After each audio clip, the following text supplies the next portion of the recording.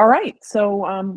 Thank you for joining us, everybody. And we are beginning the April 16th, 2025 Conservation Commission. Time is 7:30, and this meeting is being held virtually. And so given that it's being held virtually, we'll need to take a roll call vote. And so I'll start out with Kelsey Quinlan. Present. Kalima Mustafa Woodberg. Present. And Catherine Walsh, present. So we can dive right into the agenda. So we'll start with the public hearings. The first hearing is 277 Boston Providence Turnpike. It's a request for a determination of applicability, and it's Norwood number N2025-02.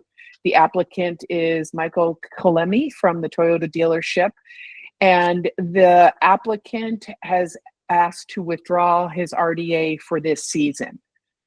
So at this point, we are continuing, but we are not continuing with a date until we hear further from the applicant. And so again, because we're in the remote, we'll have to vote on that continuance. Okay, I think they don't want to continue though. They've just withdrawn. Withdrawn. Okay. All right. So we will vote to accept their withdrawal. Yes. Perfect. I guess, can I have a motion? Awesome. Thank you. Second. Great. Okay. And so we'll do a roll call vote. Kelsey Quinlan. Aye. Camilla Mustafa Woodberg. Aye. And Catherine Walsh, aye. All right. So withdrawal accepted. The next public hearing is 61 Endicott. It's a notice of intent, DEP number 251-0560, and it's Norwood number 2024-12. And the applicant is Kevin Holker from the Norwood Commerce Center. And they have submitted a request for continuance till the May 7th meeting, and that would be at 7:30. And so I will entertain a motion to grant the continuance to the 5/7 meeting at 7:30. And at the senior center. At the senior center. Great. I'll make that motion. I'll second. Great. Thanks. Kelsey Quinlan. Aye. Camilla Mustafa Woodberg. Aye. And Catherine Walsh, aye. Okay. Perfect. Thank you. All right. The next public hearing is the Railroad Right-of-Way, Keolis, and they are looking for a request for termination of applicability, and that's Norwood number 2025-01. And we have also been requested to continue the hearing to May 7th, 7:30 at the community center. Could I have a motion for that? At the senior center. Oh, I'm sorry, senior center. Sorry. I'll make that motion. Thank you. I'll second. Thanks, Camilla. All right. Kelsey Quinlan. Aye. Camilla Mustafa Woodberg. Aye. And Catherine Walsh, aye.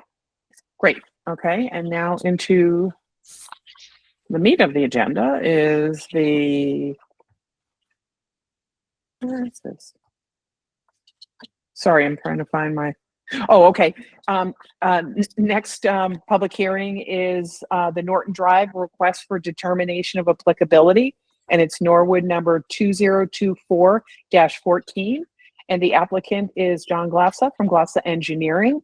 And they, okay. And so I guess, John, shall we turn it over to you for an overview?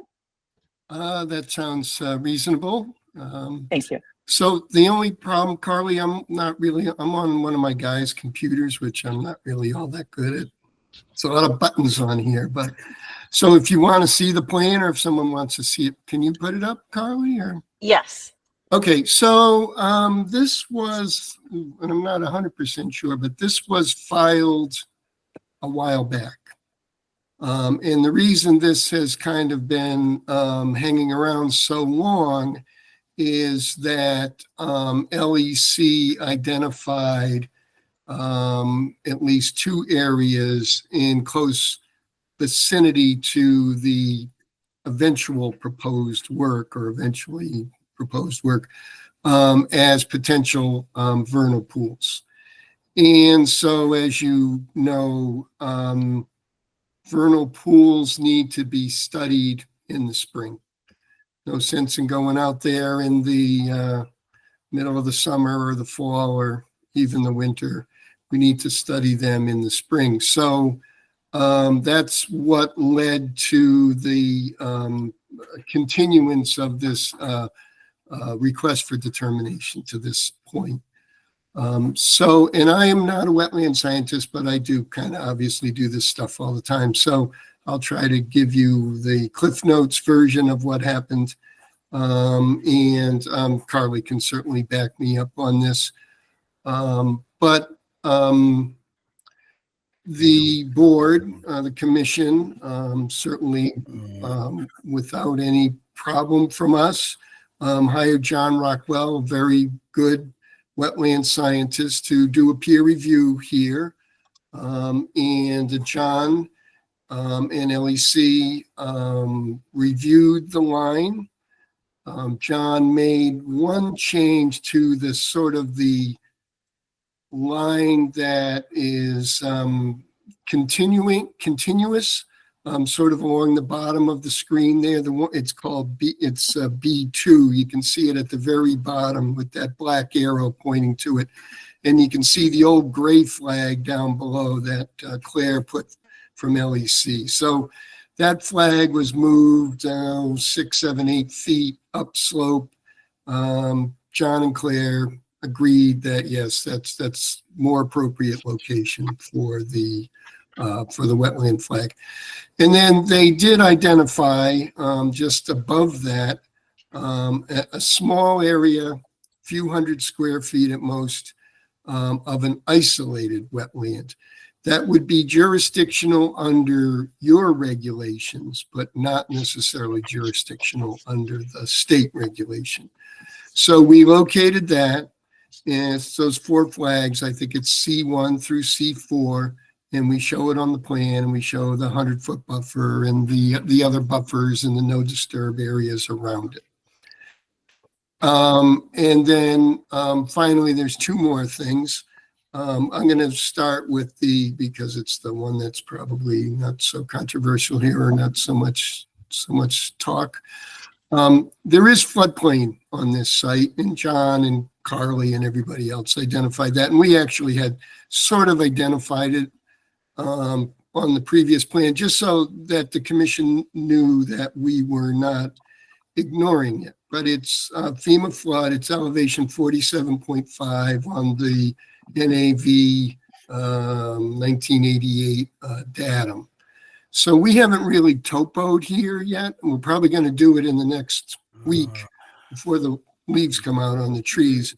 So the reason we didn't do it is, it's a little bit costly to do it. And potential vernal pools, had they turned out to be vernal pools, would simply put this project, make it impossible for this project to go forward. So we were waiting for that to happen. Maybe we should have taken the opportunity when the leaves were off the trees last year to do the surveying, but we didn't. We just didn't think about it. But we understand that there's FEMA flood there, bordering land subject to flooding under the state wording. So then the final thing is that John and Claire, studied the it's a small sort of bit of ponded water that's more towards the south. Is that? Yeah, more towards the south of the project.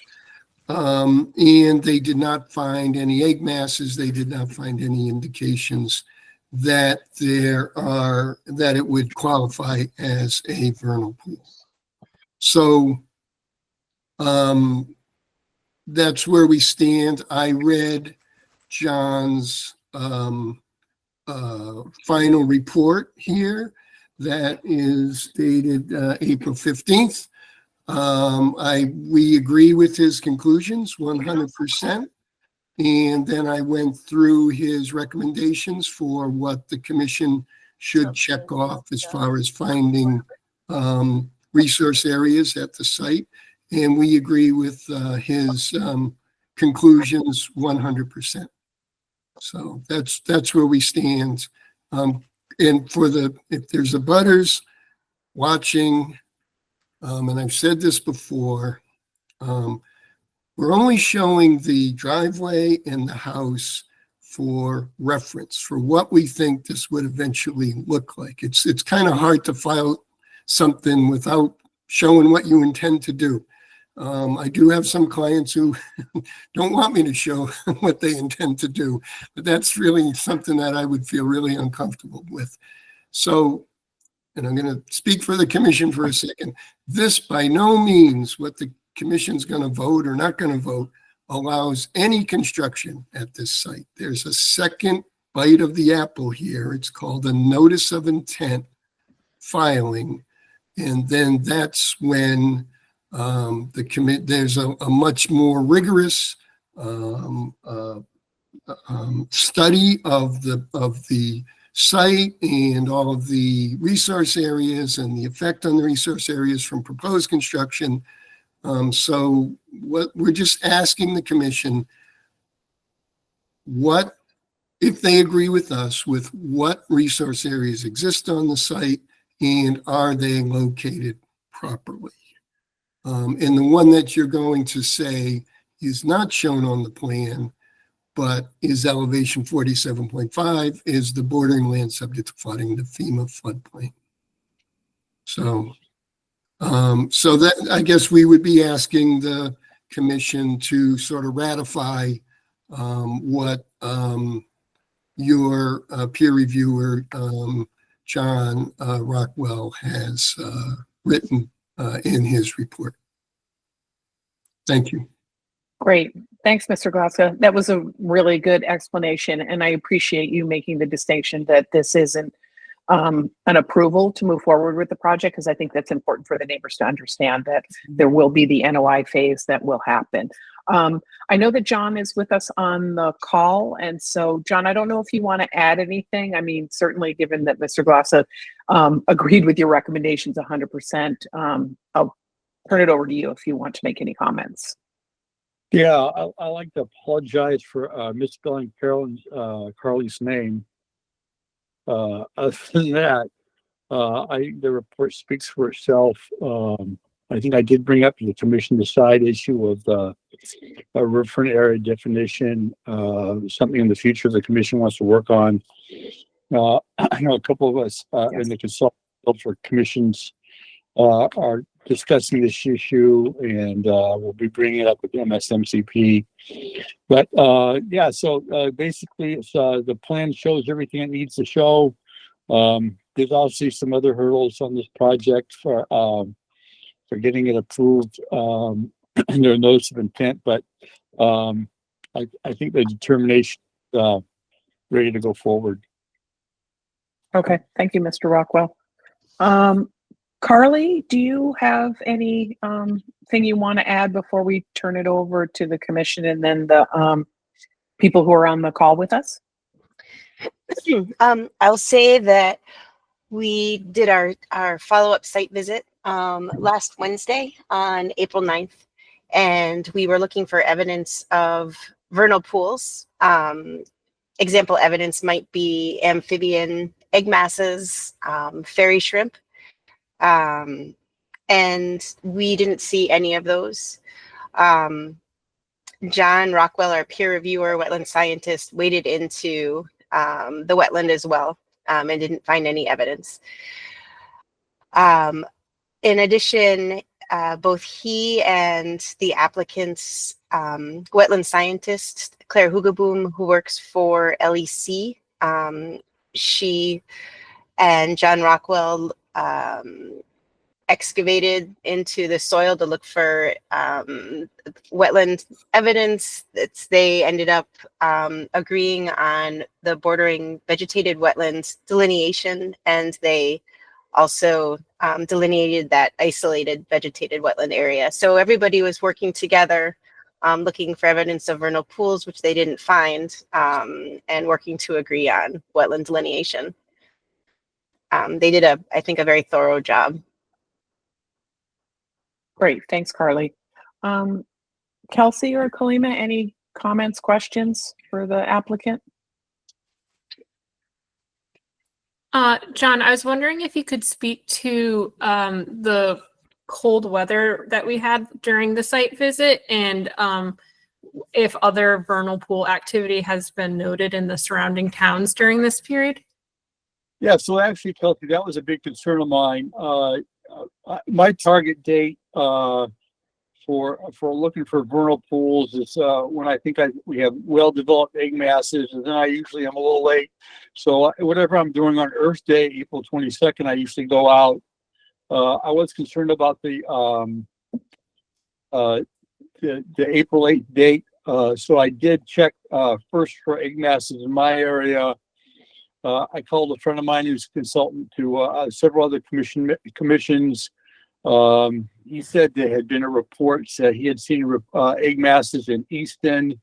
I raised the issue with Carolyn. She did a round robin email to people in the Neponset area, and several towns had seen egg masses. So,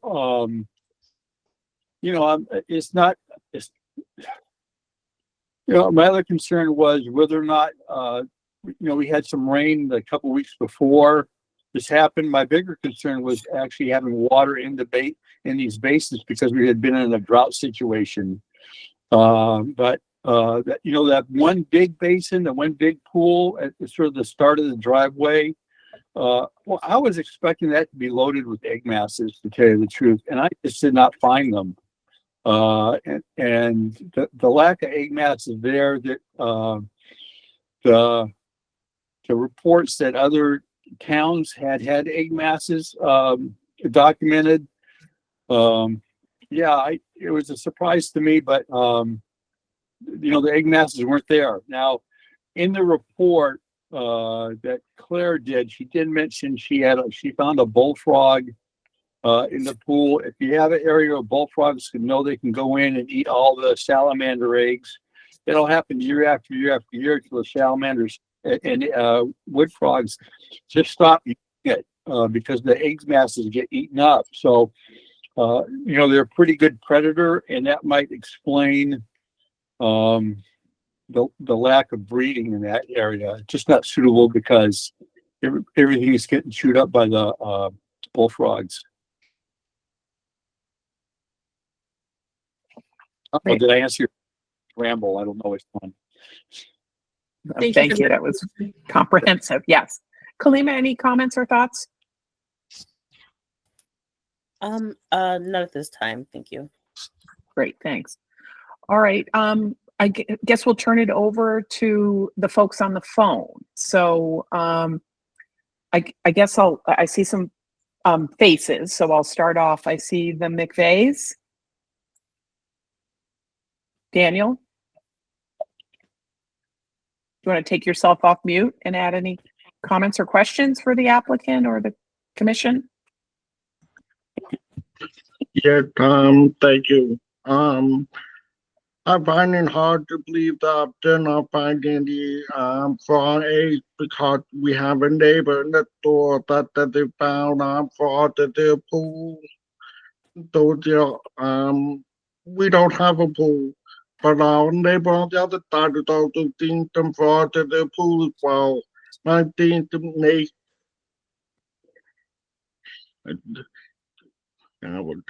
I'm sorry to that fraud. We did fraud. And we did a lot of wildlife. So, I mean, I find it hard to believe they're not finding any eggs, but that's all I've got. Mr. McVeigh, could you give us your address, just so for the I'm record? at the 89 Campfield Road. Thank you. This Okay. is right on the corner where they're building a house right behind our house. Okay, yes, sir. Thank you. Okay. Let's see who else we have. Hold on, I gotta open it up and see. Alana Kelly? She with us? Yes, I'm just listening. I actually went down to the senior center, but couldn't find the meeting. Oh, I'm sorry. Do you have any comments or questions? Not at the moment. Okay, great. Thank you.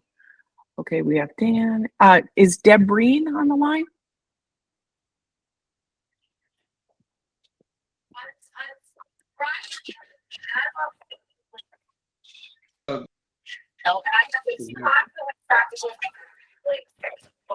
I'm sorry, Deb, we're having a really hard time understanding you. I'm sorry.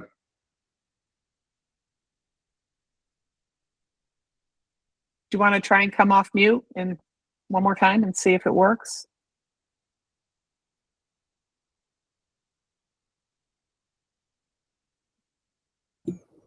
We could hear Eric. Yeah, I just a question, for the vernal pool. I thought one of the qualifications to qualify as a vernal pool was the location of predatory fish. So I was curious to see, because it sounds like there might be predatory frogs.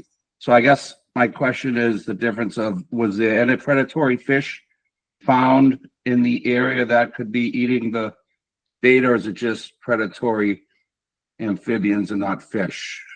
If any predatory fish eggs or whatnot were found, that was, I guess, my question. Thank you. Okay. Do you want me to answer that? I mean, I'm not a wetland scientist, but Claire did say in an earlier report that she had seen in the water a fish. So how that fish got there is not really clear, but Okay. she had seen a fish. And John Rockwell, do you want to add anything to that?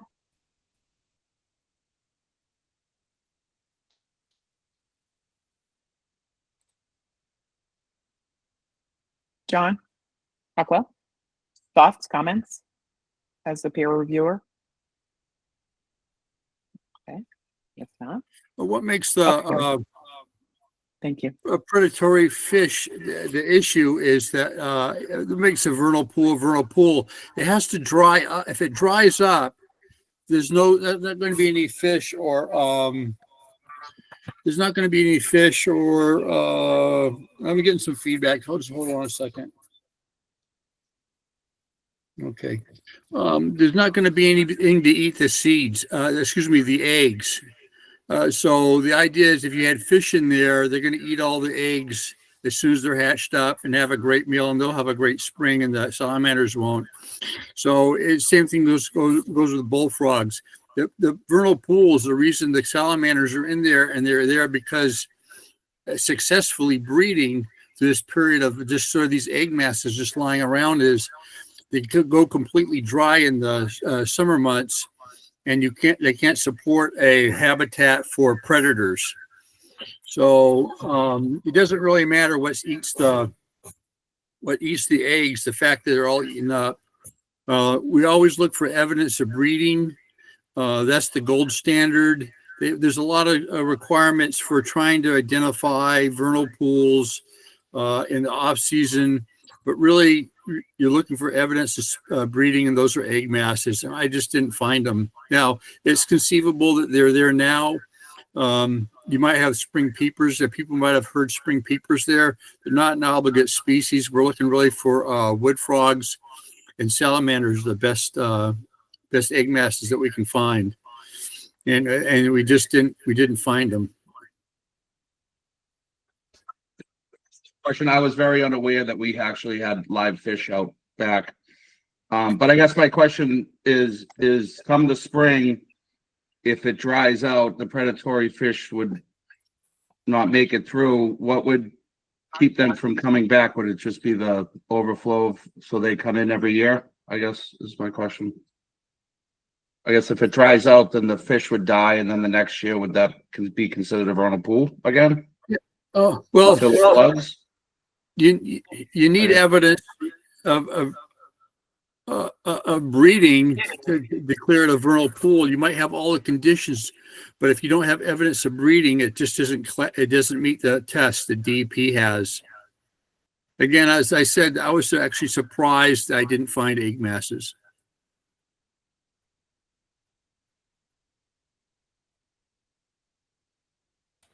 I think you're muted, Catherine. Thank you, Glenda. Thank you, Mr. Rockwell. I appreciate it. And so next up, I'm just going down the list. Katie Malley. Sorry if I'm mispronouncing. Evan Malley, can you hear me okay? Yes, we can. Thank you. Oh, my daughter's And Google. what's your Where's- address? 6 Quail Run. Okay, great. Thanks. Yeah, so I mean, I don't have, I guess, questions for the engineers, and I won't claim to be an engineer, so I'm not gonna dispute the findings, but I guess I'll just, I know we're early in this process, but as you can see from the volume of folks that are out here, there's not support for this to disrupt wetlands and this land for one house. So just so we're clear there, but that's all I've got. Okay, great. Thank you. I totally understand. And like Mr. Glatz said at the beginning, there'll definitely be another bite at the apple. Oh yeah, no, agreed. Yeah, no, remember Mr. Glass Yep. last time said that step 1 doesn't really matter, but it does, because if without step 1, you don't Yeah. get step 2. So it's, Right. Great. There's not Okay. forward. Thanks, Mr. Malley. So I have Keelan. It's just one name. Kellen Nee, 77 Deerfield Road. Great. Thank you. Yep, just as far as the investigation of the vernal pools, appreciate you guys coming forward with all the data. I know just between, we've been here 4 years, and that entire area back there that you're showing routinely becomes waterlogged and like retains that water for extreme durations. So just kind of want to put that out there, in addition to the volume of wildlife that we'll see routinely, not only like just back there, but like coming from there into our yard. So it's a pretty populated area. So does that factor into the overall process? Mr. Glassy, you want to tackle that first?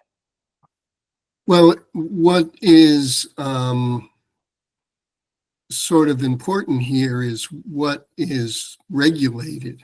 So I understand. I mean, we can see evidence that there's deer back there and there's other animals, but they're not necessarily regulated under the regulations. So I'm not saying we are, ignoring things like that, but we're here, trying to get a consensus with the Conservation Commission on the areas that are regulated out there.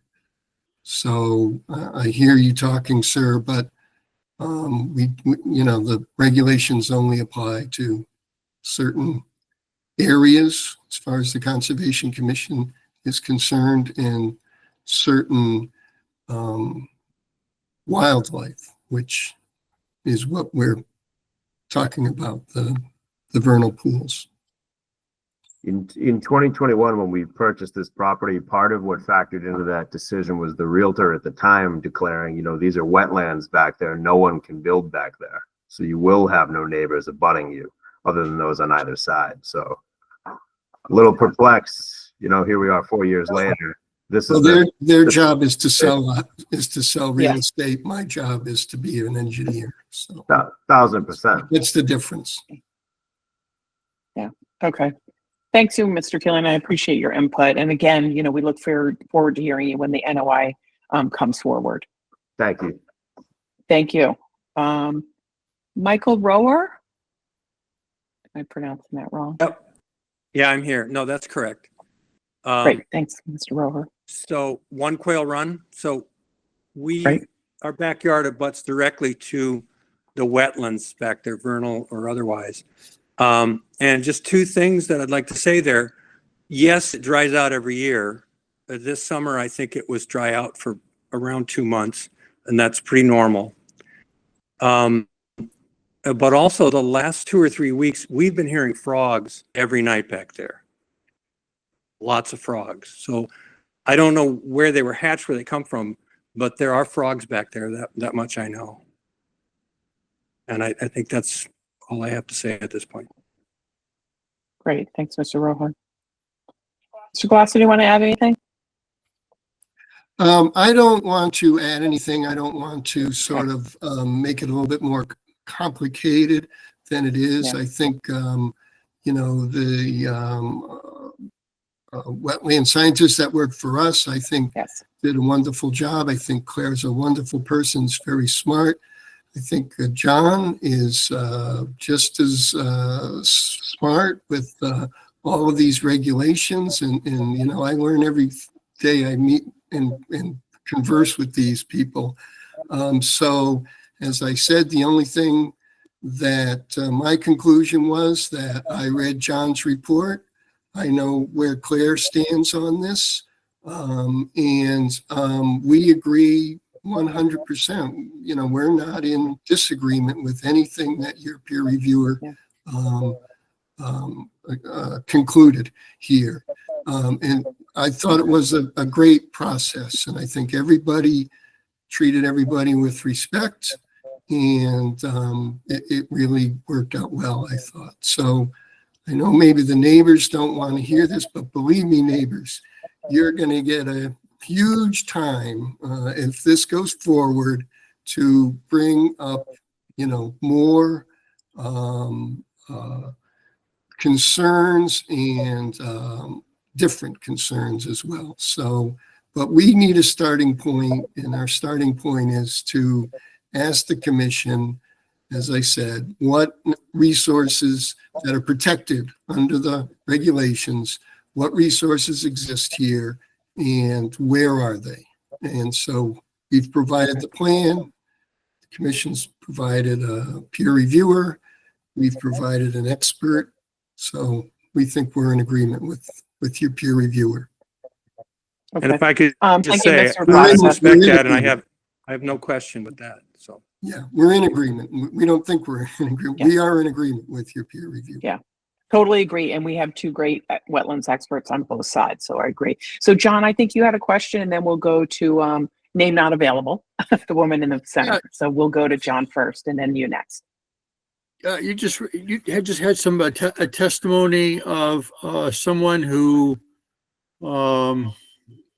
testified that they had heard frogs, and I just wondered, you know, there's a couple of frogs that are very common, and their call is quite distinct, and I just wonder if the person who testified about the frog sounds that they've heard could sort of describe whether or not they're like in the evening spring, what's called spring peeper sound, or it was like during the day and they thought they heard a wood duck out there. And they indicate they're both frog calls, and they indicate two different things. And I just wonder if that person could expand on their testimony a little bit. yeah, they're in the evening, and they're high pitched. They sound almost like crickets. Okay, thank you. Okay, great. Thank you. The woman who's on, I don't know your name. It just says name not available. If you could identify yourself. Yeah, hi, this is Charisse Rohr at One Quail Run. I don't know why my name's not showing up. I think a lot of the questions that I had, you guys have covered, and I did want to share my appreciation for going the extra step of bringing John in. I appreciate that. John, when you were first describing what you had done and we had the map up, you sort of chuckled and made a comment to the effect that there were a number of issues that would need to be addressed in the next stage if this project was going to be approved, not through this commission, but the next group. And I was wondering if there were any of those that you would want to share with us. Madam Chairman, if I may. Yeah, please do. Yeah, so this project, one of the things that wasn't delineated but needs to be delineated, which the I included in my report, and the applicant has agreed to, is this issue of floodplain. And depending upon where that lies, the standards for in the state act and in the town bylaws for working the Neponset River floodplain. And it's just a matter of economics. I mean, usually these things are technically workable to get around, but the problem with technically work around in areas like these, sometimes they're very expensive. So they have to come up with a fix that works for the commission under the town bylaw and under the state act, as well as works for them economically to go forward. So that's the biggest thing. When I looked at it, I looked at the state has these 1 foot contours. They're not half-foot contours. So you have a half-foot contour of a floodplain. They do them by remote sensing. They have a plus or minus feature. Really, to get this extent of the floodplain locked in, it has to be done by instrument survey. So we're not exactly sure where it's going to come. It's just it's a challenge for the notice of intent application. Agreed. Thank you, And Mr. Rockwell. Yes, thank you very much. And if you both experts are saying that what we have out back are not vernal pools, are they not protected in any way? So, Madam Chairman, if I may. Yes, please do. Yeah, so the area of the standing water is a bordering vegetated wetland under the state act, and there's a limit on alterations for bordering vegetated wetlands. This proposal that's drawn out before you now, where they've asked for whether or not it needs a permit, the work described does not directly impact any of the bordering vegetated wetlands. The town does have a buffer zone that they put around, I'd say it's a protective zone that they put around freshwater wetlands, which includes the isolated wetlands that we identified. And that isolated, that comes into play in terms of the bylaw and what they're going to do, how they're going to address the setback issues. And there's no absolute protection for these areas within the bylaw. But there is a regulatory standard. The bylaw interests have to be protected. So when they come in for a permit, work with close to those areas, close to the buffer zone, has to be addressed somehow. So if I'm Can I hearing you just add correctly, something? Okay, go ahead. yeah. Go ahead. Well, I just want to I add was something that what we're being asked to approve is the delineation of these resource areas. And so the next phase will be, what is the impact to those resource areas? And are we able to approve the build in those zones? So I just want to throw that out there. So go ahead. Yeah, no, thank you. And I really do appreciate the time and effort that you're putting in to educate us, to hear us, and to answer these questions. So I guess it's just one final question, follow up on that. You mentioned the isolated wetlands that you identified. So that would then be flagged and potentially protected if the commission feels that it needs to be protected. How does that work? Well, so I think it has been flagged, and that's what we're going to be voting on tonight. So does the Conservation Commission agree with what the delineation areas are? So that's one, and it seems like we're leaning towards a yes. And then the next phase is, given that those resource areas have delineated, we need to see the actual plans that show the impact to these resource areas. And so depending on how far they encroach into those and the buffer zones, then we'll be making a decision of whether or not we can approve the project to go forward under our current bylaws. That's great. And is the buffer zone different for an isolated wetland than the regular wetland? No. That's a good, no. Okay. All right. Thank you. I Okay. appreciate your time. Thank you. Let's see, we've got next. It looks like there's somebody else with a name not available. Maybe I'll go to Michael Sheehan and then Nancy Harrison, and then it looks like there's somebody else with not a name. So if you want to jump in after Nancy. So Michael?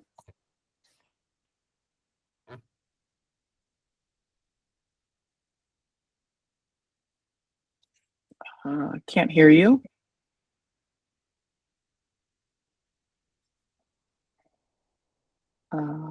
Maybe we'll go to Nancy and wait to hear from Michael if he comes off mute. Nancy Harrison? Hi, Nancy Harrison, 8 Ledgeview Drive. I was late jumping in, so I missed the whole first half hour.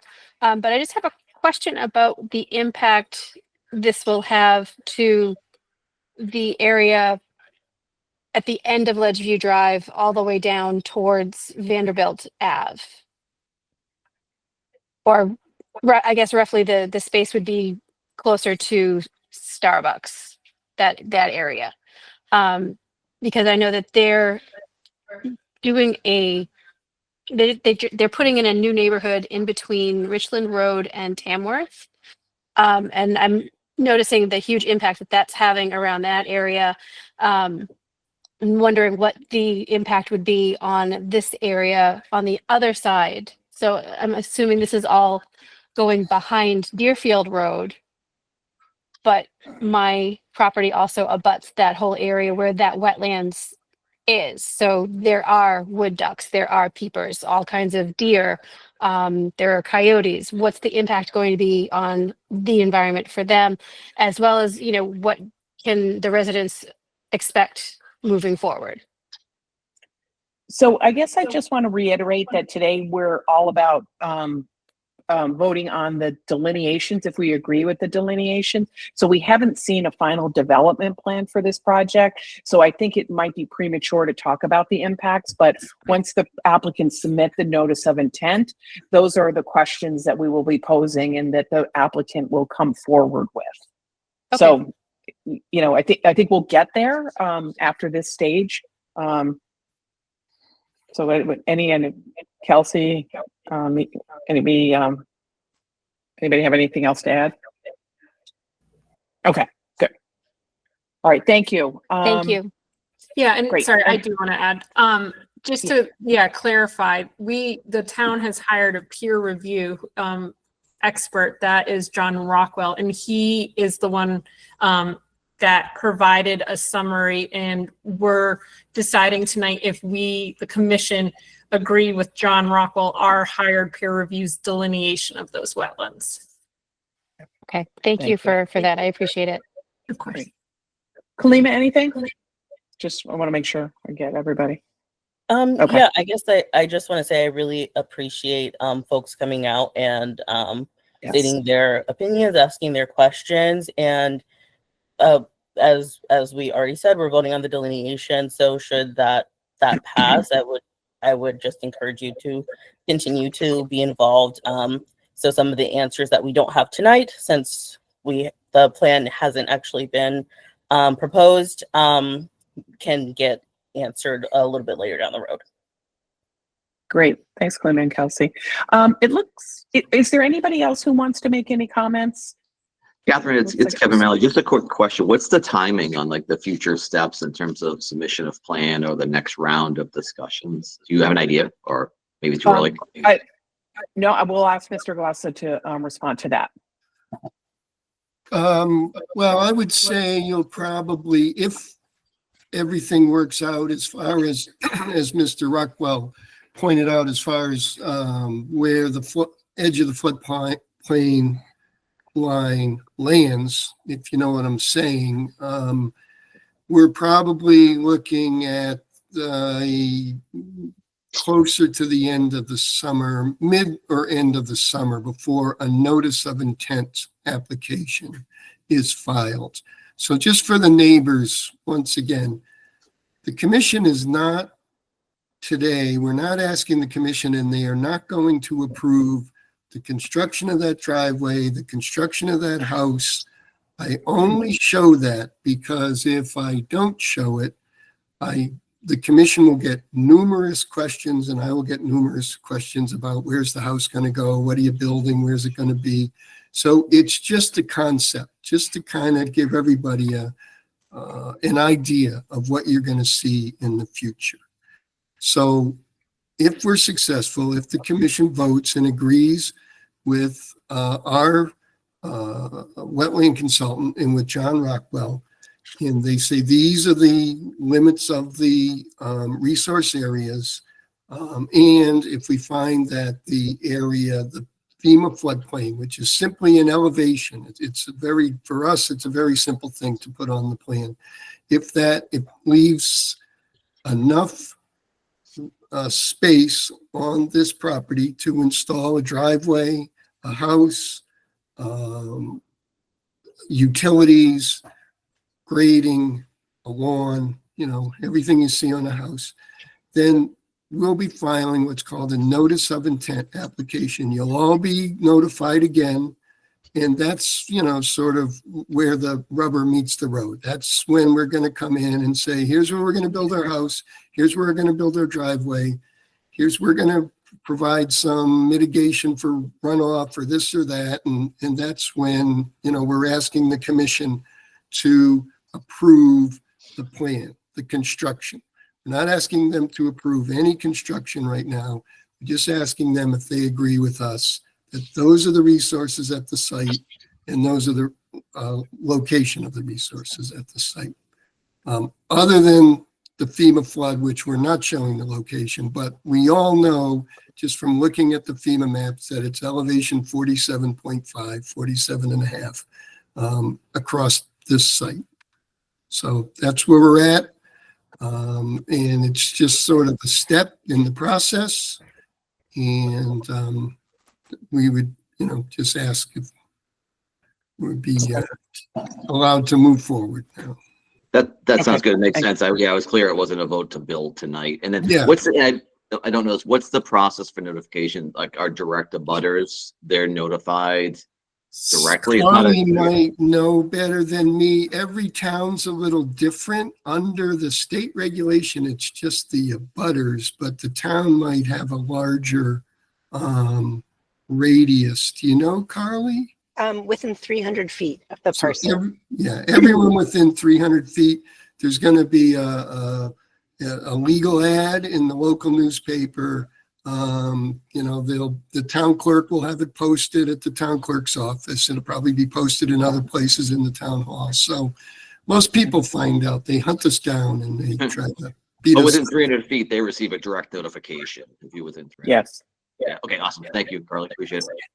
How would we find out about this determination of the floodplain? Since we don't have it tonight, how would we learn about that? It will be on the notice of intent application. Okay. Yep. So it's not as difficult to discern, right, as a vernal pool or as an actual, limit of where the vegetated wetland is. It's kind of an engineer thing or a surveyor thing. So it's not as difficult to discern. Not wanting to spend more money here than is needed, because as I said all along, if these pools of water turned out to be vernal pools, then this project could not go forward at all because of your local regulation, which puts a no build of 100 feet, is it, Carly, or around the vernal pool, which would have made this project not viable. So that's where we're at. We're just asking, for the commission to, follow through and help us get through this process, or at least, do their job as far as what needs to happen in this process. Great. Thanks, Mr. Glassell. So Carly, are we at a point where we can entertain a motion for a positive RDA with the conditions that Mr. Rockwell recommended in our, I think it's a communication we got later on today. So Yes, a I don't know. positive determination of applicability. Yeah. Yes, and confirmation of the bordering vegetated wetland line, but not bordering land subject to flooding. Okay. So the motion should be a positive determination of applicability, agreeing with the delineations with the exception of the FEMA floodplain survey. Right? Yeah, because there was no Yes. BFE. No data. delineated. You should, though, you should indicate in your vote that there is FEMA floodplain on the site and that Yep. its elevation is 47.5. And that was one of the conditions that was in Mr. Rockwell's recommendations, Carly? Right. Yeah, okay. Because we, you know, and for your point, from your side of the coin and from my side of the coin, we want to make sure that everybody understands that there is floodplain there. You know, that we don't want somebody to come back, you know, maybe somebody else, maybe the notice of intent, you see a whole bunch of different faces up here and they're going, well, there's no floodplain here. You didn't vote it. So, but there is. Right. There definitely is. And Carly, refresh me. Was that one of his conditions? Yeah, let me indicating get to that. his, I know I looked at it, but not that. And I don't know, Kalima Yes, and Kelsey, if you had a chance to look at the report. Yep. So, Is that so one of the John, if you conditions? don't- I don't have it in front of me. John says under section positive determination, checkbox 2B, insert bordering land subject to flooding. So, which is the FEMA flood. Got it. Okay. The state's words for FEMA floodplain. Okay. Now, you had mentioned, Mr. Glossa, that there's a wetland flag that is different than on the plan that was provided last week. Is that, I just was wondering if you could explain that again. No, you have the plan right now. It's revision date. And again, you probably should put this in your vote. The revision date is April 15th, 2025. So it does show that flag B2. It's noted on the plan, new wetland flag B-2 by John Rockwell. So it's on the plan. It's obvious where it is on the plan because we didn't remove the old B2, but we put it in gray. And we connected the green line, the line that signifies the limit of the bordering vegetated wetlands. So you can see it right there. Down sort of right above where that box is, it talks about that right there. Yep, there it is. Okay. And then you can see the gray where Claire originally had it, the gray flag there. So we leave that on there just because, and you know, you're going to think John's a suspicious guy, but just so I don't get a question like, well, how do we know that's the right flag? So we put them, they're both on there. Okay. The new one and the old one. Okay, thank you for that clarification. Okay. So again, Carly, the motion would be a positive determination of applicability based on the April 15th, 2025 revised plan for the delineations for the BVW. Yes. And okay. And is that complete? That's it? Okay. Can someone make that motion? Through the chair, I'm apologize for interrupting. I had my hand up. Oh, I'm sorry.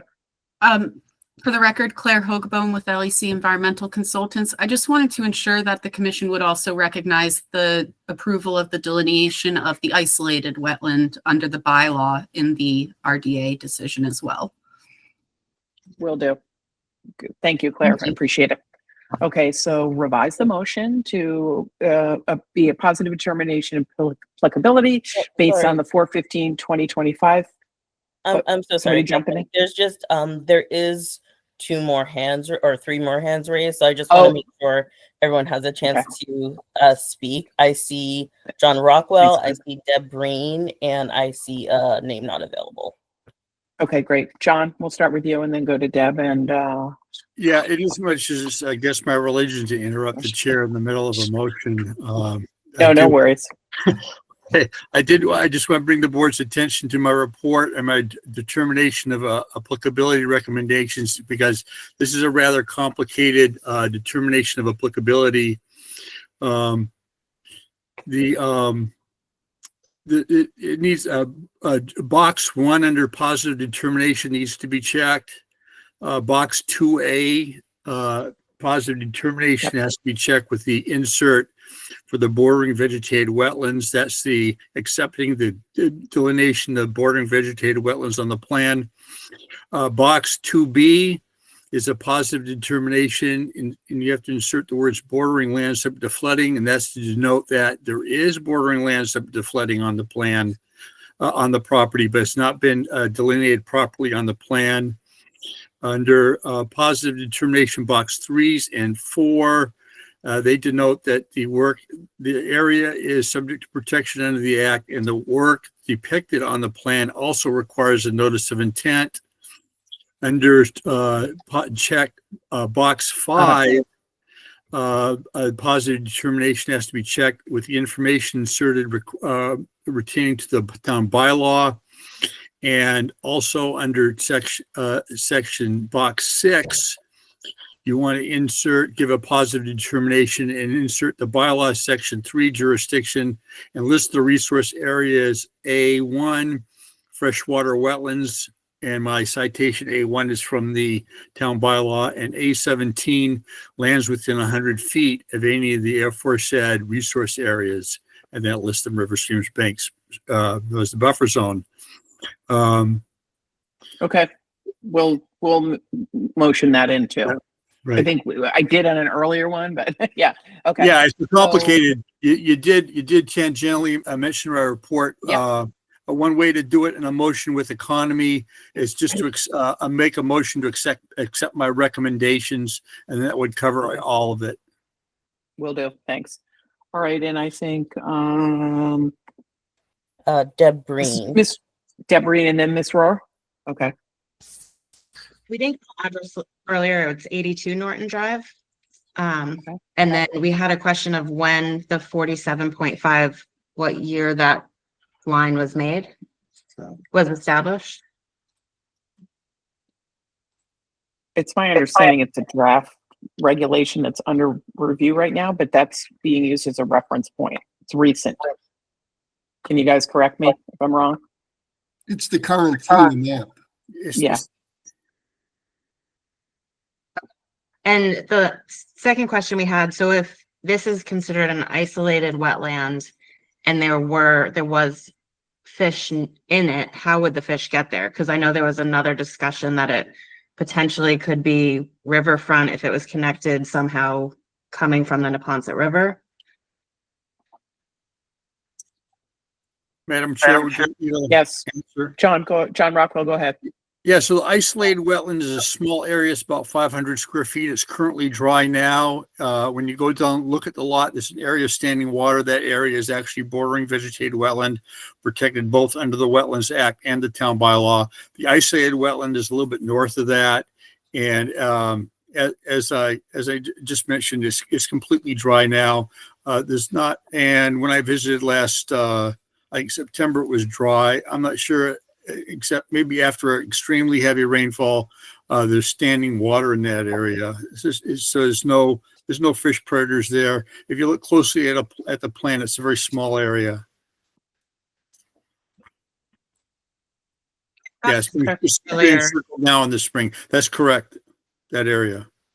Thanks, That's John. where the fish was that you're circling. Yeah. Okay. And Ms. Rohr? That's not me. I think it's someone else. Oh, is it? Oh, I'm sorry. Does somebody else have a hand up? I think you have an old hand up. Does anybody else have any questions? Okay, I think it was your old hand up. Okay, great. All right. So I'm going to try and summarize the motion one more time.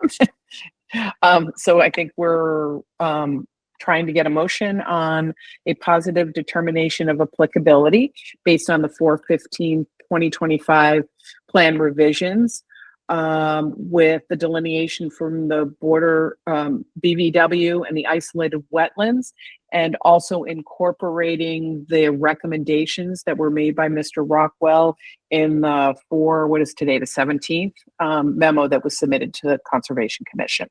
16th, yes. 16th, sorry. So the April 16th recommendations from Mr. Rockwell. John, was it the 16th or 15th? I thought it came in today. Yeah, think well, you- it might have come in today. Hold on a second. It says 15th on it. It's 15th. It's dated the 15th. Okay, I wrote that the 15th. great. Okay, so the 415 memo, 415 dated memo from Mr. Rockwell. All right, can I entertain a motion for that? I'll make that motion as stated by the chairwoman. Okay, I'll second. great. All right, so we'll go around and vote. Kelsey Quinlan, Aye. Halima Mustafa Woodberg, Aye. and the chair votes aye. All right. So thank you, everybody, for the input. And again, thank you, all the residents, for coming out. And we look forward to seeing you when the NOI gets submitted. Okay, thanks a lot. Thanks, Carly. Thanks, Mr. Glassa. And thanks, Claire. John. It was nice to meet you, John. Thanks, John. All right, good night, everyone. Good night. All righty. So, okay, the next business, we're moving on to Conservation Commission business. And we need to vote on the new positions for the commission. And so, okay, so I'd like to make a motion to nominate, or I guess it's not a motion, but I would like to nominate Kelsey Quinlan for the chairwoman of the Conservation Commission. Unfortunately, Steve Washburn had to step back given some personal situations, and I just want to thank him for his service and hopefully at some point welcome him back if he is in a position to do that. So in the meantime, I'd make the motion that we nominate Kelsey Quinlan as the chairman. So if I could get a motion to do that. I'll make that motion. Great, I'll second that motion. So we'll have, do we need to vote on this, Carly? I Better think safe than you sorry. just, No. yeah, you can be safe, be better. Okay, safe than all sorry. right, so let's vote. Catherine Walsh, aye. Camilla Mustafa Woodberg. Aye. And Kelsey, you want to vote for yourself? You know, okay. Should I abstain or can I say aye? I think aye. Well, I think aye. I'll Yeah. give myself a vote of confidence then. All right. Confidence there, sister. All right, and so we're looking for a nomination for the vice chair. If either of you ladies would like to nominate anybody. I would like to nominate Catherine, as she did such a wonderful job tonight. Thank you. Second. I second that, definitely. Great, thank you. All right, we'll go around. Kelsey Quinlan. Aye. Kalima Mustasa Woodberg. Aye. And Catherine Walsh. I'll vote for myself. Aye. All right. And next is nomination for treasurer. So Anil's in that role now. He was never formally voted in. So if I could get a motion to nominate him for treasurer of the commission. I'll make make that motion. You beat me to it. Okay, Kalima, yes. Second. I'll second. Awesome. Okay, so we'll go around and vote. Kalima Mustafa Woodberg. Aye. Kelsey Quinlan. Aye. And Catherine Walsh. Aye. All right. So we have our slate for the next year or so. All right. So thank you, you guys, for this. All right, let's see what we're up next. So the next on the agenda is the comprehensive plan report. Yes, so we are continuing to try and solicit feedback from the residents. So the next comprehensive plan meeting is at the senior center on the 28th. And that is going to be a meeting in the box. So we welcome anyone who wants to attend. It's going to be facilitated by members of that committee. I'll be there. And so that's one of the avenues in which you can submit feedback. Additionally, there is there's an online survey and there's a interactive map in which you can give more geography specific recommendations. So that phase will be wrapping up, I believe, at the end of the month, and then the consultant will move on to, building a draft for us to review. And Carly, we had discussed potentially how the Conservation Commission wanted to contribute. Did you have any feedback on what you thought would be the best approach? I think we could do it at an upcoming meeting that's rather light.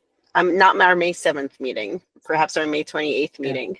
And we could have it like in the half hour before the meeting potentially, and then hold our Concom meeting, something along those lines. So give it a half hour prior to our Conservation Commission meeting. Okay, great. I'm happy to facilitate it since I've done a few of them. Okay. Okay. Perfect. Great. All right. Next up is the CPC report. I emailed you guys a great summary that's going to be in the budget book for town meeting.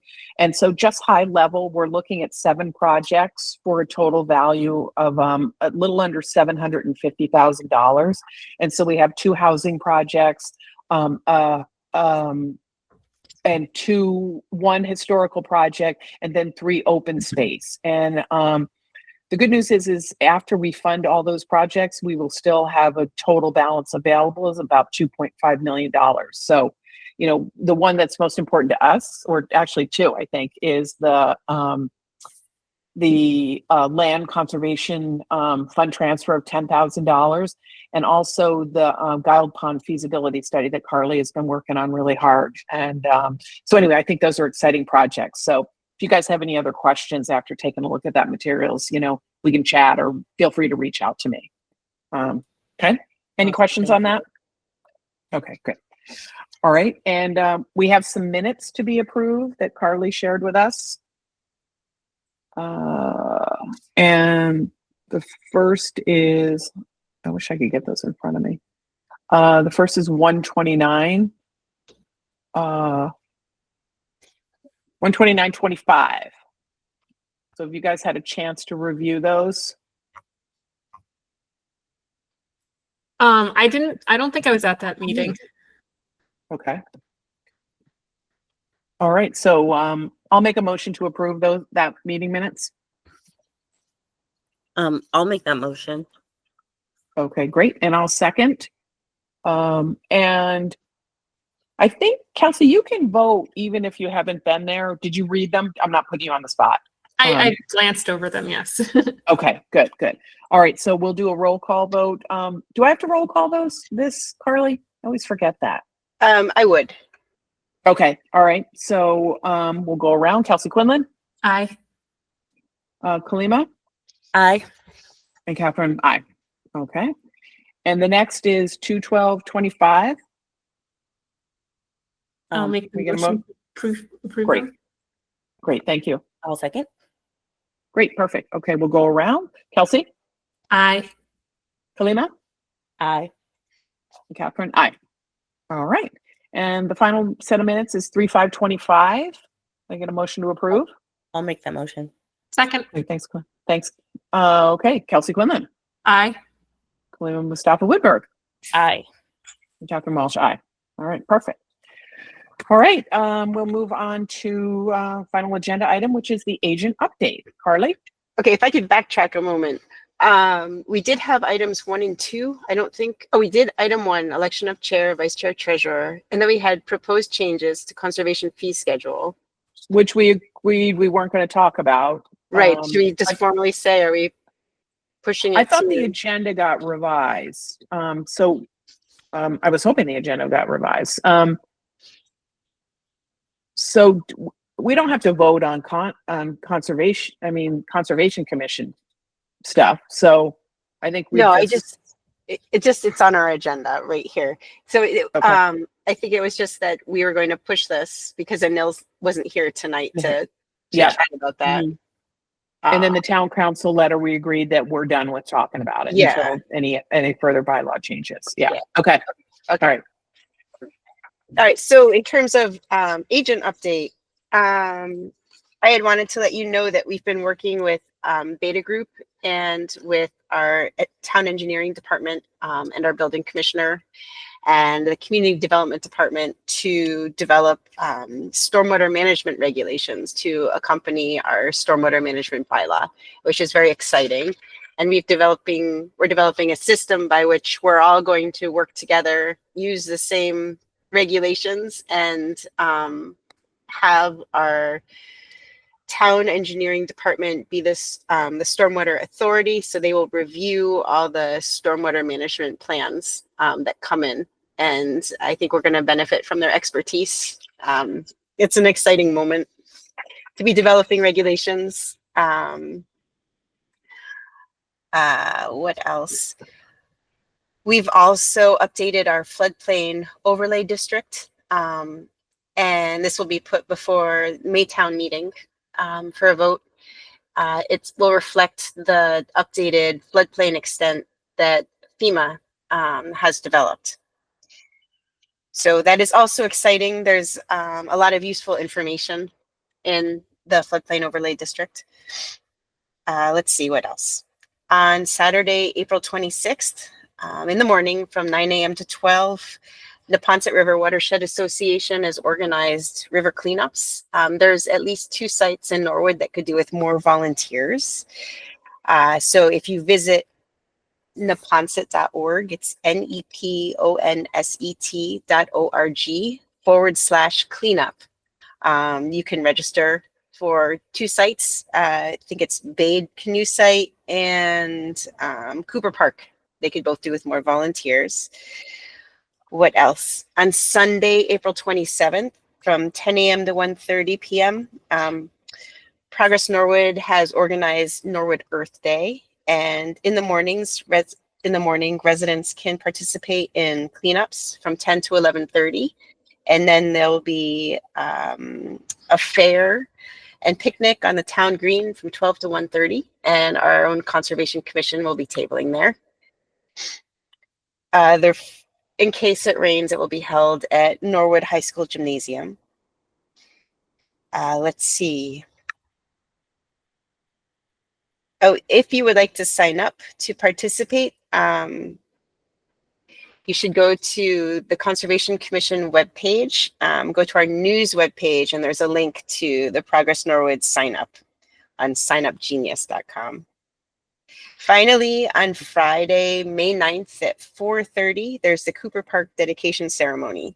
The public is invited, Conservation Commission is invited. It's a dedication to the Bernie Cooper Park, which is very exciting. It's on Conservation Commission land along the Neponset River and Hosbrook. And that is it. That's exciting. Okay, so we'll entertain a final motion. Motion to adjourn. Second. Great, we'll vote. Kelsey? Aye. Lema? Aye. Catherine, aye. Great.